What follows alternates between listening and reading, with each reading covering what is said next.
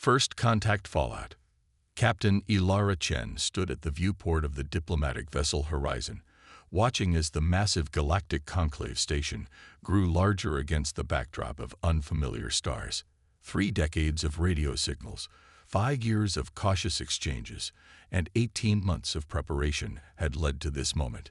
Humanity's first official diplomatic meeting with the Galactic Conclave, an alliance of 23 spacefaring species that controlled most of the explored galaxy. "We're being hailed, Captain," Lieutenant Rashid said from his communication station. "They're transmitting docking instructions." Chen nodded, her expression carefully neutral despite the excitement churning in her stomach. "Acknowledge and proceed as directed. Alert the diplomatic team that we'll be docking in 20 minutes.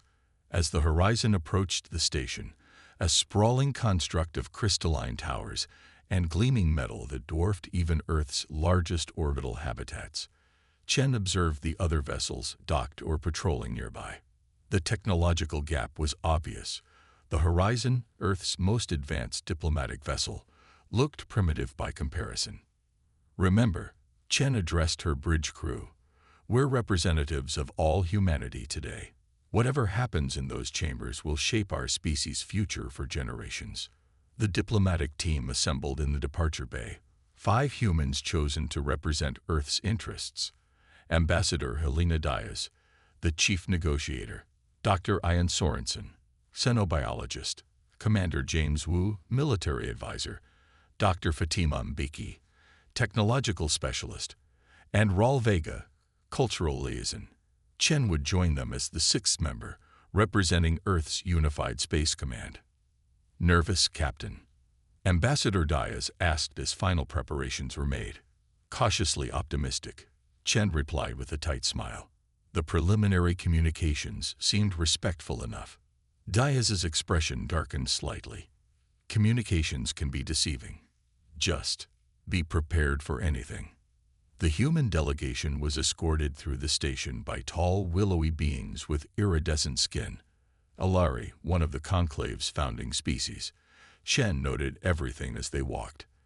The architecture that seemed to favor beings larger than humans, the subtle security measures, the way other species regarded them with what appeared to be curiosity, amusement, or thinly veiled disdain. The conclave chamber itself was overwhelming. A vast circular room with rising tiers of seating accommodating representatives of all 23 member species.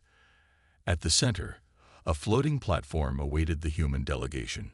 Above them all, a semicircle of 9 beings sat on elevated thrones, the High Council, the governing body of the conclave. "Humans of Earth," a voice boomed, translated through the devices they'd been given. "The Galactic Conclave acknowledges your presence."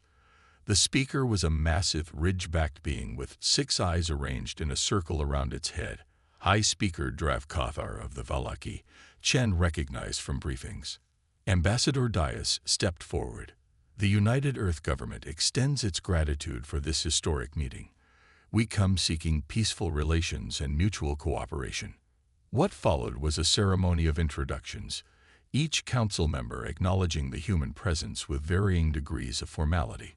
Chen noticed the subtle hierarchies at play, which species deferred to others, which seemed to hold more influence. Then came the actual negotiations. High Speaker Drav Kothar activated a holographic display showing a complex document. "We have prepared integration terms for humanity's inclusion in the conclave," he stated. "These are standard provisions for newly spacefaring species." As the terms were detailed, Chen felt her blood run cold. The standard provisions included: Earth would be granted observer status only, with no voting rights for a minimum of 50 years. Human expansion would be restricted to their home system and 3 neighboring systems. Earth would surrender 40% of all advanced technology patents to the Conclave Knowledge Trust. Human military vessels would be limited in both number and armament. Conclave advisors would be placed in all major Earth governments. An annual development tax of 25% on all space-derived resources. Ambassador Diaz maintained her diplomatic composure, but Chen could see the tension in her shoulders. These terms seem rather restrictive. Diaz noted carefully, especially for a species that has achieved faster-than-light travel independently. A ripple of what might have been amusement passed through the chamber. A slender, serpentine being with feathered crests leaned forward from the council tier. "Hardly independent," it said, voice dripping with condescension, even through the translator. "Your primitive Alcubierre drive is barely functional and directly evolved from mathematical theories exchanged during our early communications." Counselor Siflak is correct, Dravkothar added. "These terms are generous, considering humanity's developmental stage. You must understand that the Conclave maintains galactic stability through careful integration of new species. For 3 hours, the delegation attempted to negotiate better terms. Each suggestion was dismissed, each counter-proposal rejected.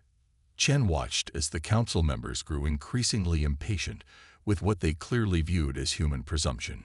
During a brief recess, the human delegation gathered in a private chamber provided for them. "This isn't a negotiation," Commander Wu said angrily. "It's a list of demands." Dr. Mbeki nodded grimly. The technology transfer provisions alone would set Earth back decades. They're demanding everything and offering nothing in return. Ambassador Diaz looked at each team member in turn. "Options. We could request more time," Vega suggested.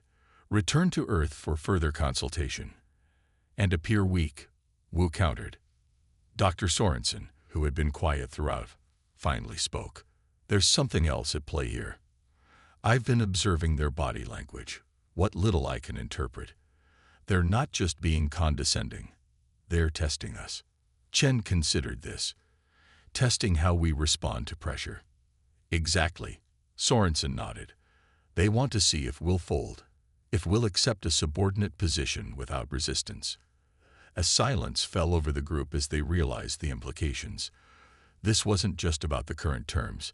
It would set the tone for humanity's place in the galactic community for generations. "There is another option," Chen said finally, her voice quiet but firm. "We walk away." All eyes turned to her. "Walk away," Diaz repeated, "from the only known coalition of advanced species. Sometimes," Chen said, "the strongest negotiating position is being willing to leave the table." When they returned to the conclave chamber, the council members were clearly expecting capitulation. Instead, Ambassador Diaz stepped to the center of the platform, her back straight and her voice clear. "After careful consideration, the United Earth government finds these terms unacceptable. We came seeking partnership between equals, not subjugation." Murmurs rippled through the chamber. Dravkothar's 6 eyes blinked in sequence, a gesture Chen's briefings had identified as surprise. "This is most unusual," the High Speaker said. "Perhaps you misunderstand your position. The Conclave offers protection." "From what?" Chen stepped forward beside Diaz. "In all our communications, the Conclave has identified no external threats that would justify such restrictive measures. The galaxy is dangerous in ways your young species cannot comprehend," hissed Counselor Splak. "This protection alone is worth the price we ask." Ambassador Diaz shook her head. "Then we will take our chances. Humanity respectfully declines these terms and withdraws from these negotiations." The chamber erupted in a cacophony of translated exclamations and objections. Several council members rose from their seats, gesturing emphatically. "You cannot simply withdraw." Dravkothar's voice boomed over the chaos. "No species has ever." "Yet here we are," Chen replied calmly. "Humanity has survived isolation for our entire existence. We will continue to do so if necessary." As the human delegation turned to leave, a new voice spoke, a crystalline being whose faceted body refracted light in hypnotic patterns. "You make a grave mistake," it said, its translated voice eerily melodic. "The Conclave does not forget such insults." Chen turned back briefly. "Neither does humanity, Counselor. We'll remember that when the Conclave decides it's ready for genuine negotiation." As they walked through the grand hallways back toward their ship, the delegates were silent, the weight of their decision heavy on their shoulders. "Do you think we just made a terrible mistake?" Vega asked quietly. Perhaps, Ambassador Diaz answered. Or perhaps we just taught the conclave something important about humanity. Chen watched as the various alien species they passed stared at them with new interest. Word of what had happened was already spreading. What's that? Wu asked. Diaz glanced at Chen, who answered for her. That humans don't bow easily. Back aboard the Horizon, as they disengaged from the conclave station and plotted their course back to Earth, Chen stood again at the viewport. The magnificent station receded into the distance, and with it, humanity's first chance at joining the galactic community. Course laid in for Earth, Captain, her navigator reported. Proceed, Chen ordered, then added, and begin composing our report to the United Earth government. They need to know what we're facing. As the Horizon engaged its engines and accelerated away from the station, Chen wondered what would come next. Whatever it was, humanity would face it as they always had, on their own terms. Little did the conclave know, this rejection would set in motion events that would reshape the balance of power throughout the galaxy. The silent preparation. High Counselor Seth Flack slithered through the private chambers of the conclave leadership, feathered crests flattened against his serpentine head in irritation. 3 standard months had passed since the humans had committed the unprecedented act of walking away from integration negotiations. They should have returned by now, he hissed to Drav Kothar, who was reviewing reports on a holographic display, begging for reconsideration. The High Speaker's 6 eyes blinked in sequence, indicating mild amusement. Patience, Counselor. Isolated species cannot survive long without conclave protection. The humans will learn this lesson when they encounter their first resource pirates or border dispute. And if they don't? Asked Tolvac, the crystalline counselor who rarely involved herself in matters she considered beneath her concern. If they continue this defiance. Drav Kothar dismissed the question with a gesture. They are primitive and few. A single system species with barely functional FTL. What could they possibly do? In a lower tier of the station, far from the council chambers, 2 beings met in a research laboratory. One was Varric, a Solari xenanthropologist specializing in emergent species. The other, Malky, a junior diplomatic liaison who had been present during the human negotiations. You should see this, Varric said, activating a display showing data streams from observation outposts near Earth's solar system. Unusual activity patterns. Malky tilted his elongated head. Define unusual. The humans are building. Varric enlarged one section of the display. Not just in their home system, but in the neighboring systems they had already begun to explore. Mining operations have increased by 300%. Energy production has spiked across their colonies. And look, he highlighted another data stream. Vessel construction has nearly doubled. The Council was informed of this 2 cycles ago, Malky said dismissively. They determined it was simply the humans attempting to compensate for their isolation. Varric's skin rippled with color, the Solari equivalent of a frown. That's what concerns me. I studied 17 emergent species during my career. This pattern is different. More focused. What are you suggesting? That we may have miscalculated. Human historical records show a species that unifies most effectively when faced with external pressure or threats. Malky waved a dismissive hand. The High Council understands the humans better than you, I assure you. They've calculated exactly how long it will take before resource limitations force the humans back to our table. Varric's skin darkened, but he said nothing more. The conclave continued its routine operations, its attention turning to other matters. Humanity's rejection became little more than an amusing anecdote in diplomatic circles, the primitive species that didn't know its place. 6 standard months passed, then 9, then a year. The humans did not return. Instead, unusual reports began filtering in from the borders of human space. Conclave trading vessels reported seeing advanced human patrols farther from Earth than ever before. Observation outposts tracked unusual energy signatures suggesting new technological developments. Most concerning, 3 minor species who had been in preliminary communication with the conclave suddenly went silent, only to re-establish contact months later with a curious announcement.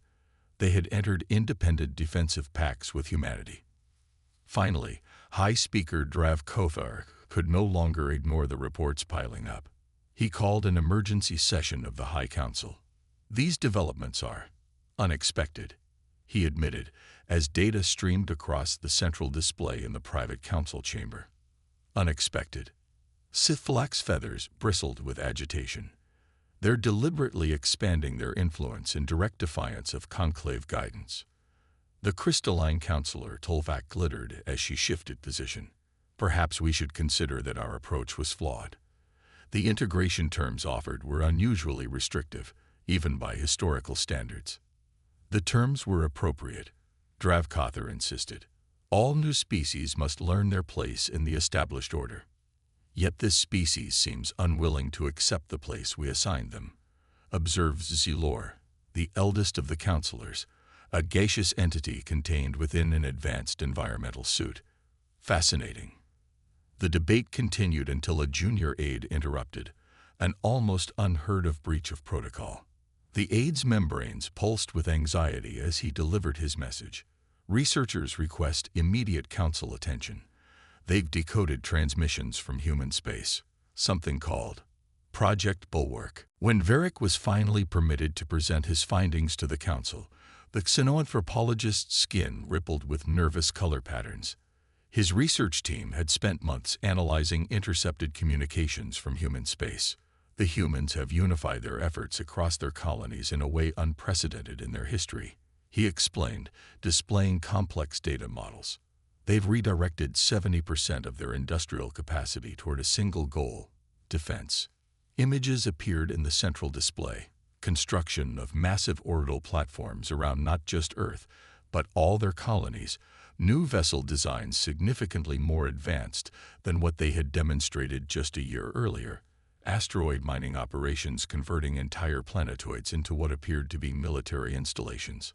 "How is this possible?" demanded Counselor Sithflak. "They shouldn't have the technology or resources for this scale of development." Varric's colors darkened. "That's what we missed in our assessment. Humans are remarkably adaptive under pressure, and they excel at technological leaps when properly motivated." He paused. "We provided that motivation." "These are defensive installations," noted Zilor, swirling thoughtfully in his containment suit, "not preparations for aggression." "Yet," hissed Sithflak. Drav Kothar's 6 eyes fixed on the displays, showing the extent of human preparation. "How much do they know about our military capabilities?" Varric hesitated. "More than they should. We've detected evidence of covert observation at the edges of conclave space. They've been studying us." A heavy silence fell over the council chamber. "Recommendations?" Drav Kothar finally asked. "Send a diplomatic mission," suggested Tolvac. "Reopen negotiations with more equitable terms." "Show of force," countered Sithflak. "Demonstrate the consequences of defying the conclave." Zilor's containment suit hummed as he considered. "Both approaches have merit and risk. The humans have shown themselves to be both more capable and more unpredictable than we assessed." After hours of debate, the council reached a compromise. A diplomatic mission would be sent, but escorted by a significant military force. The message would be clear: the conclave preferred peaceful resolution but was prepared for alternatives. As preparations began for this mission, Varric sought out Malky in the lower levels of the station. "They still don't understand," the xenoanthropologist said, his skin now a dull gray of resignation. "What don't they understand?" asked Malky, who had been shaken by the revelations about human capabilities. "That everything we know about human history tells us how this will end." Varric displayed historical records from Earth, images of human conflicts, technological advances spurred by competition, and the species' remarkable ability to unify against external threats. "The Council is sending 12 battlecruisers," Malky said. Surely that will impress upon the humans the futility of resistance. Varric's skin rippled with a pattern that translated roughly to sad amusement. Let me show you something else we discovered. He activated another display showing energy readings from the edge of human space. These are consistent with advanced weapons testing. Weapons that shouldn't be possible with their technology level a year ago. What are you saying? I'm saying that cornering this particular species may have been the greatest miscalculation in Conclave history.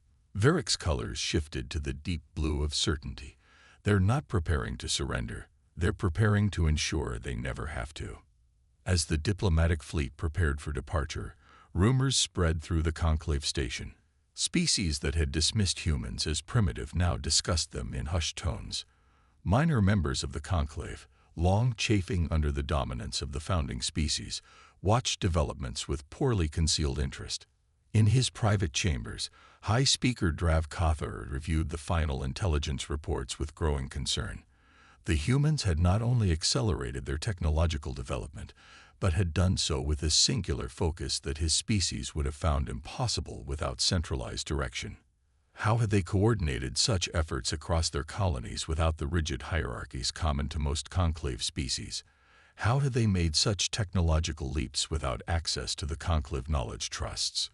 And most disturbingly, what else might they be capable of if truly threatened? The diplomatic fleet departed the conclave station with great ceremony, its mission officially described as extending clarified integration opportunities to the human species. Unofficially, many wondered if they were witnessing the beginning of the first conclave war in 7 generations. As the fleet entered FTL toward human space, Varric stood at a viewport watching them disappear. Beside him, a datapad displayed his final report to the Council, a report they had acknowledged but largely ignored. Its conclusion was simple. In our attempt to ensure humanity understood its subordinate place in the galactic order, we have instead created something the Conclave has not faced in millennia, a genuinely unpredictable variable. Standing as equals, Admiral Tarn Arvash stood on the bridge of the Conclave flagship Indomitable, watching as his fleet of 12 battlecruisers and their support vessels prepared to exit FTL at the edge of human space. As a veteran of the Conclave Defense Force for over 60 years, he had led punitive expeditions, border enforcement operations, and protection missions throughout Conclave territory. This mission, however, felt different. Final approach to coordinates, his navigator announced. Exiting FTL in 30 seconds. Arvash nodded, his scaled ridge along his spine rippling slightly, the only outward sign of his unease. The diplomatic contingent, led by Senior Envoy Kelva, waited in their quarters for his signal that it was safe to begin communications. All vessels, maintain formation, he ordered. Defensive systems at ready status, but weapons cold. We're here to impress, not provoke. The fleet dropped out of FTL in perfect synchronization, emerging at the calculated edge of human territory. Specifically, near a small colony the humans had established on a moon orbiting a gas giant in a system they had named Proxima Centauri. What greeted them was not what Arvash had expected. Multiple contacts, his sensor officer called out, voice rising. Reading. Sir, I'm counting at least 30 vessels in defensive formation around the colony. Arvash moved to the sensor station, his 4 eyes widening as he took in the data. The human ships were arranged in a complex 3-dimensional defensive grid, a formation that spoke of sophisticated tactical thinking. More concerning, the vessels themselves were nothing like the primitive ships human observers had reported just 18 months earlier. These were sleek, angular vessels with multiple weapon emplacements and energy signatures that suggested shielding technology that should have been beyond human capability. Additional contacts detected. The sensor officer continued, his voice now steady but tense. Orbital platforms around the moon colony. And sir, I'm reading energy signatures consistent with long-range weapons arrays on the planetoid at coordinates 227 Mark 43. Arvash's mind raced. The intelligence briefings had suggested humans might have established basic defenses around their colonies, but nothing of this magnitude or sophistication. "We're being hailed," the communications officer announced. "On screen," Arvash ordered, straightening his posture. The view screen activated to show a human female in what appeared to be a military uniform. Her dark hair was pulled back severely, and her expression was calm but unyielding. "Conclave vessel, this is Admiral Ilara Chen of the United Earth Defense Force. You have entered protected space. State your intentions." Arvash recognized the name. This was the same human who had been part of their diplomatic delegation, the one who had stood beside their ambassador during the withdrawal. She had been a captain then. Now she commanded what appeared to be a formidable defensive fleet. "This is Admiral Tarn Arvash of the Conclave Defense Force," he replied formally. "We come on a diplomatic mission to reopen discussions with the human government." Chen's expression didn't change. "Interesting diplomatic approach, Admiral. 12 battlecruisers seems excessive for peaceful dialogue." "A standard escort for official conclave missions," Arvash replied, though they both knew this was far from standard. "I see." Chen's eyes flicked briefly to something off-screen. "We've been anticipating your arrival. The Earth government is willing to engage in new discussions, but they will take place at coordinates we will provide, with limited military presence from both sides." Arvash felt his ridge stiffen with surprise. The humans had anticipated them. Before he could respond, his tactical officer called out urgently, "Sir, new contacts. Multiple vessels dropping out of FTL behind us." The view screen split to show a tactical display. Arvash felt his blood cool as he saw what was happening. 20 more human vessels had emerged from FTL, effectively cutting off his fleet's retreat path. They weren't just prepared for the Conclave's arrival. They had set a trap. "As you can see, Admiral," Chen continued calmly, "we're quite serious about these terms. 2 vessels each as escort. The rest remain here, under mutual observation." Arvash understood the situation with crystal clarity. His fleet was powerful, certainly capable of inflicting significant damage, but the humans had positioned themselves perfectly. A battle would result in heavy losses on both sides. "I will need to consult with my diplomatic team," he said carefully. "Of course," Chen nodded. "You have 30 minutes. After that, we will consider your continued presence without agreement to be hostile intent." The communication ended, leaving the bridge in tense silence. "Options," Arvash asked his senior officers.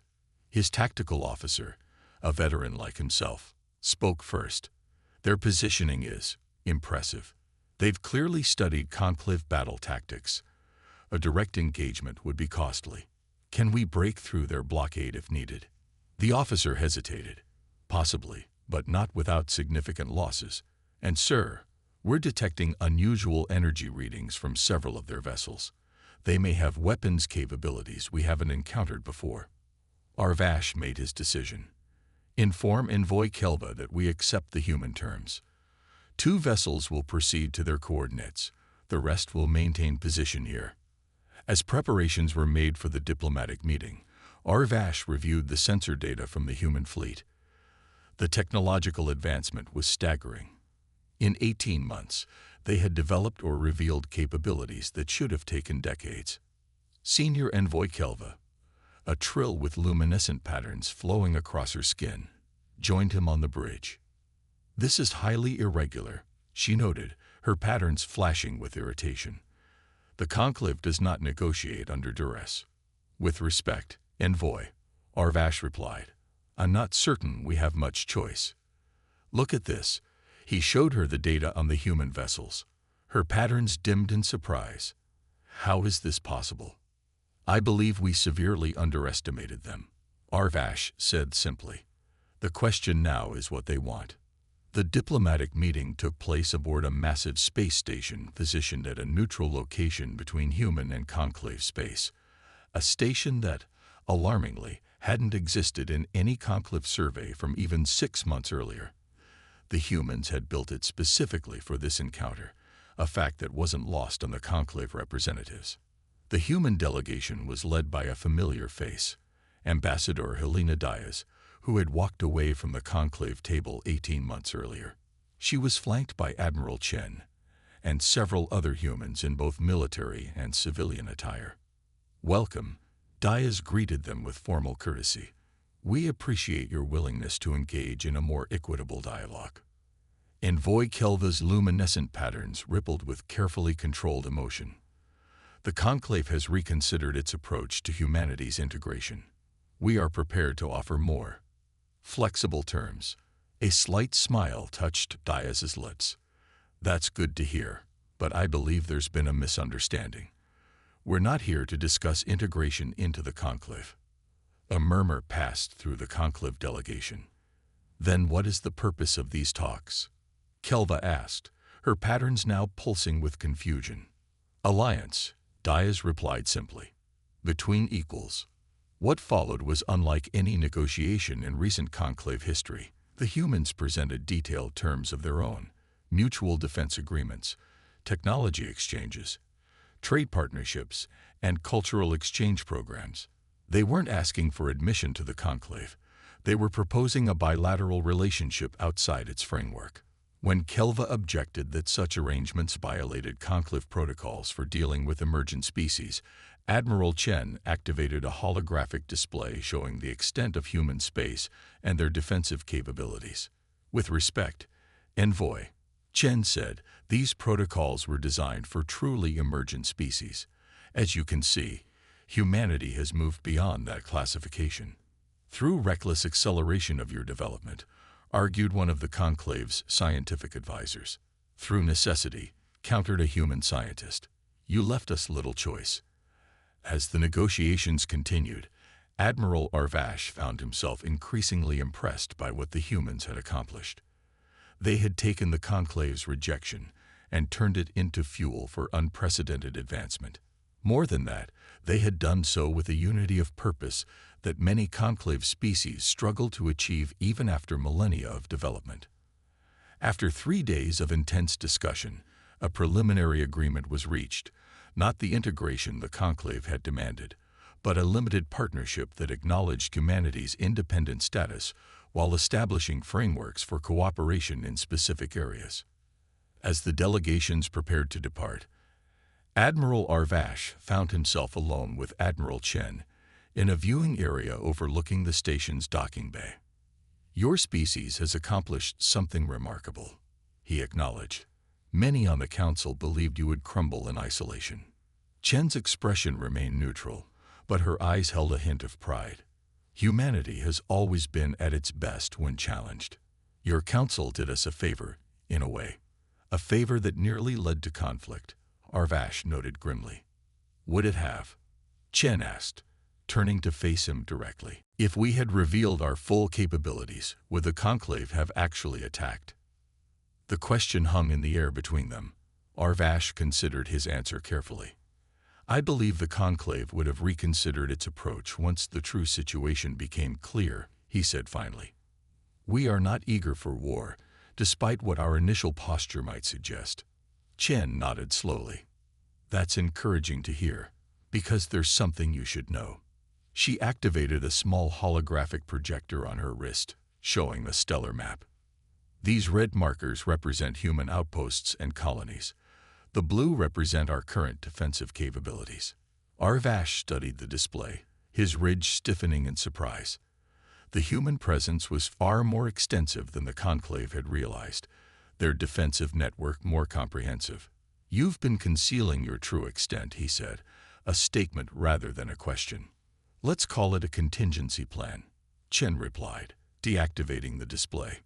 "One we hope never to need." As they parted ways, Arvash found himself contemplating the future of Conclave-human relations with a mixture of concern and curious optimism. The humans had proven themselves not just adaptable but formidable, a species that could not be easily controlled or dismissed. Back on the Conclave station weeks later, the High Council received the reports from the diplomatic mission, with reactions ranging from outrage to reluctant respect. "This outcome is unacceptable," Councillor Siflak hissed. "We cannot allow a single species to dictate terms to the Conclave." Tulvek's crystalline form glittered as she countered. yet they have earned the right to be heard. Their accomplishments in isolation are unprecedented. High Speaker Dravkothar, who had been uncharacteristically quiet throughout the debriefing, finally spoke. Perhaps we have been governed too long by tradition. Our protocols for emergent species were established thousands of years ago. The humans have demonstrated that they may require a different approach. The xenoanthropologist Varick, called to provide his analysis of human behavior during the negotiations, offered a perspective that resonated with several council members. The humans never wanted domination. They simply refused subjugation. In rejecting our terms, they weren't rejecting cooperation. They were rejecting the hierarchy we attempted to impose. This distinction is crucial to understanding their actions. As the conclave adjusted to the new reality of an independent human presence in the galaxy, one that was rapidly forming alliances with other species, a fundamental shift began within the ancient institution. For the first time in generations, the founding species were forced to consider that their traditional approach to galactic governance might not be the only viable model. On Earth, celebrations were tempered with the knowledge that they had narrowly avoided a potentially devastating conflict. The unprecedented unity that had driven Project Bulwark, humanity's crash program of defensive development, began to be channeled into new directives: exploration, diplomatic outreach, and scientific advancement. Admiral Chen, now promoted to fleet commander, stood in the newly constructed Terran Space Command headquarters in orbit around Earth, watching vessels from a dozen species dock at the adjacent diplomatic station. "Did you ever think we'd end up here?" Ambassador Diaz asked, joining her at the viewport. "When we walked away from that table." Chen smiled slightly. "I hoped we might. Humanity has always been stubborn enough to forge its own path." "The conclave is changing," Diaz noted. "Slowly, but genuinely. Several of the minor species have approached us about reforming its governing structure." "Evolution through disruption," Chen mused. "Sometimes the best thing you can do for an old institution is challenge its foundations." As they watched, a conclave diplomatic vessel docked at the station, the first official visit under the new treaty frameworks. The galaxy was entering a new era, one shaped by humanity's simple refusal to accept terms that diminished their potential. In the end, the price of underestimating humanity had been high for the conclave, not in lives or resources, but in the shattering of certainties that had governed their thinking for millennia. And perhaps that was the most valuable outcome of all: a reminder that even the oldest civilizations still had things to learn.